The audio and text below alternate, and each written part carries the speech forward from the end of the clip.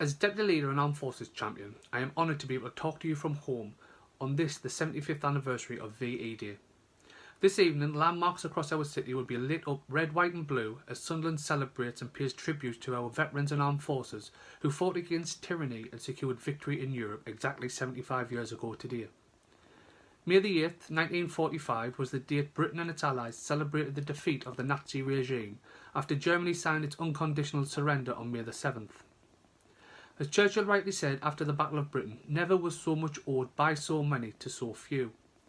It is both a day of celebration and commemoration as we also remember all those brave men and women who sadly did not come home, together with the civilian lives that were lost in the city.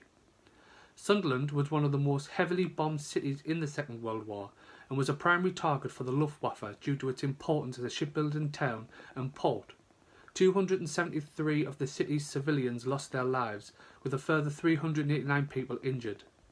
Sadly, we're unable to commemorate VE Day together as intended, but there are still opportunities to join in with the celebrations from your own homes by raising a glass for the national toast at 3 p.m.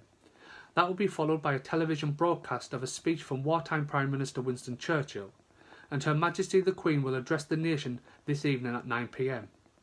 Please join us at your front doors following Her Majesty's address to sing one of the songs which will always remind us not only of the dark days of the Second World War, but also of the hope and optimism which VE Day brought our nation 75 years ago, and seems just as appropriate today.